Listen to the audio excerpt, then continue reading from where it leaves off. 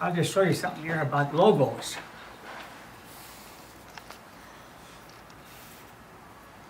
When we started in business, when we moved on into this station, on the top of the canopy, there was a little sign that says Red Crown Gasoline.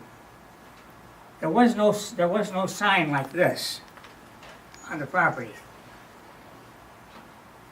So shortly after that, they put a pole on the end of our property, and they hung a sign that looked like this one, Standard Service. That's going to be on here. Oh, there it is, right there. Yeah. They could have changed it sooner, but during the war, didn't use metal to make new signs. So they kept the Standard Service sign around for quite a while. And after they finally changed all the stations over, but for about a year or two there, all the maps and stuff had both of these logos on. So when you drove down the road, you saw the Standard sign, you saw the circular one, and the Standard Service. And you know it was the same product. As long as I'm on the subject here, 1911, the government broke up John D. Rockefeller's company, the Standard Oil Company. They say he had a monopoly on the gas business. So they gave out the name Standard to different areas of the country. And the Standard of Indiana was the one we are.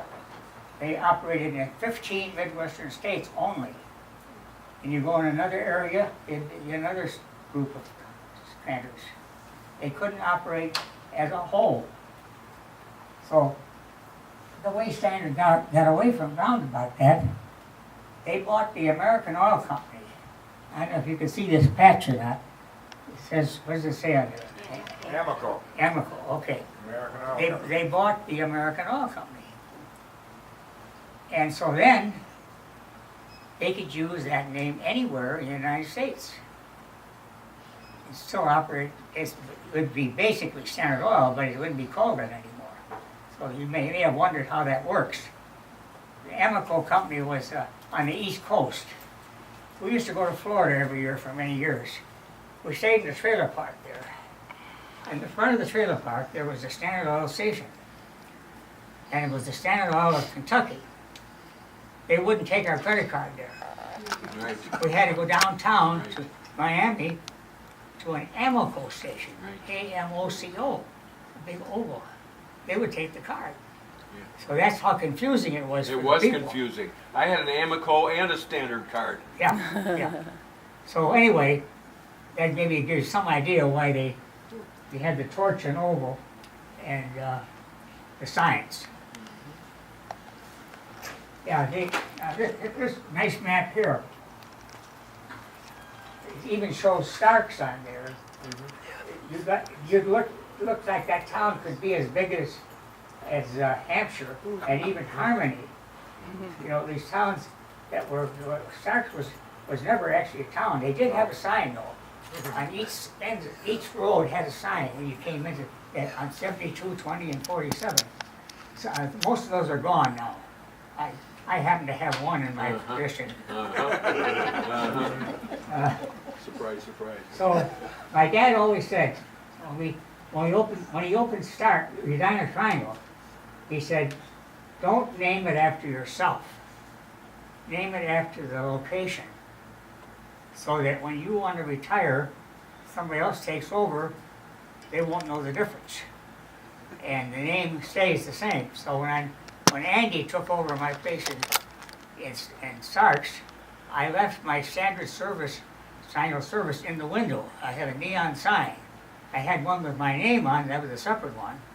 But I left this triangle with him. Right, Andy? That's right. Yeah. So people going by, they wouldn't know the difference. If I was there, he was there. So that's just one little thing. We did rebuild that one time. It was a 3-foot sign, and we had it taken down to wash. And Les came through the doorway, which was only 2.5 feet, Yeah. and took the edges right off of it. Oh, no. Oh, jeez. Well, I've got those two signs now Of course. in my antique building. I got them mounted on the wall with transformers on them and a switch. So I go out, I just turn those on and I can just visualize the same place. Of course, of Yeah. course. Okay. All right. Now I'll get back to the history of the business. These were the last people who owned it. My dad worked for the highway department. He had a very good job with the highway department. And he was promoted to manage a garage in River Forest. We were planning on moving in there. The election came up in 1932, and Henry Horner became the new governor of Illinois. Well, in those days, with jobs so scarce,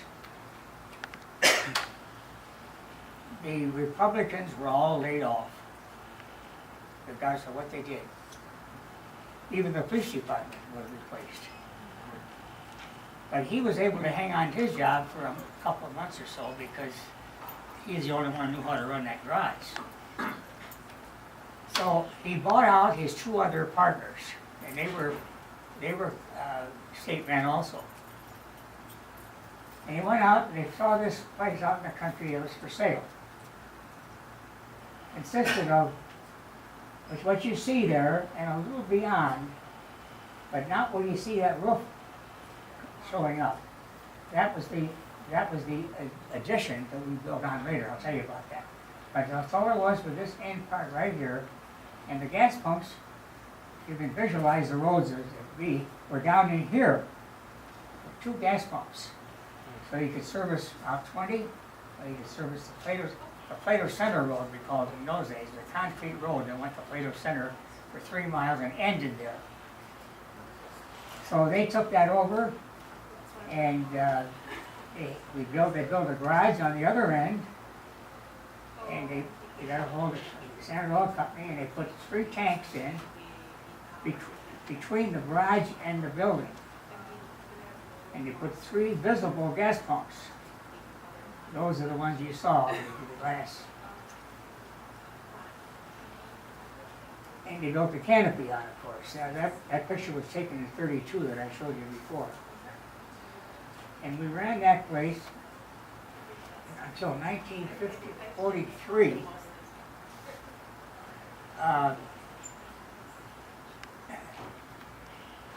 My dad was 42 years old. And the draft board, he had to go before the draft board.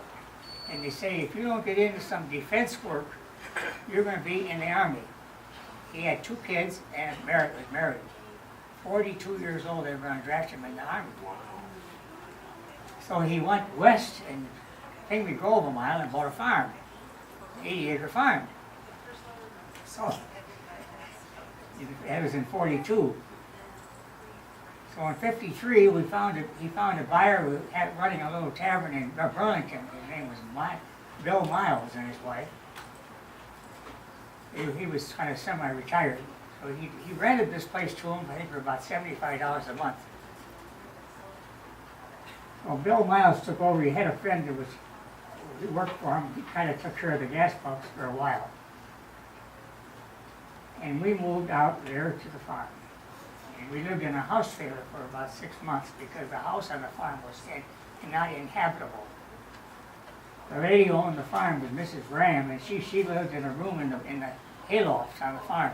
It was better than living in a house. Anyway. Oh yes, I got a lot of history with that stuff. So then, let's see, this went along for a while, and then he died.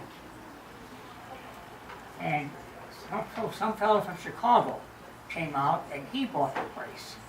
Oh, in the meantime, before that, this property was never owned by my dad to start with. It was owned by Mildred Lathrop, who was the librarian in the Gale Borden Library in Elgin. But her father had owned this property. So we paid her $25 a month rent for the land, quite a bit of land there. So, to finalize it, he finally asked her if he could buy it. Well, one reason she wanted to sell it too was they had to call the dram shop law. I don't know if you know what that is, but if you go out and you drive with your car and you are intoxicated and you kill somebody or whatever you do, they can go back and sue the tavern that sold you the drinks. So she was afraid about that. So my dad bought it. I don't know what he paid her for it, but he didn't pay too much for it. So then, when this man from Chicago had it for a while, and he didn't last too long. So then my mother thought she was thinking the same way. My father had died in 52, by the way, 1952, a year after I opened my station. So I had a lot of responsibilities thrown on me in a short time. She owned the farm, she owned the station, and then she owned the property out at Starks. So anyway,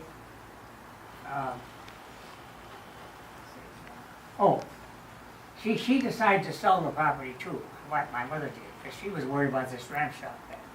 So she got a hold of Tom Porter from Elgin. I don't know if you ever heard of Tom Porter. He was a realtor at Elgin.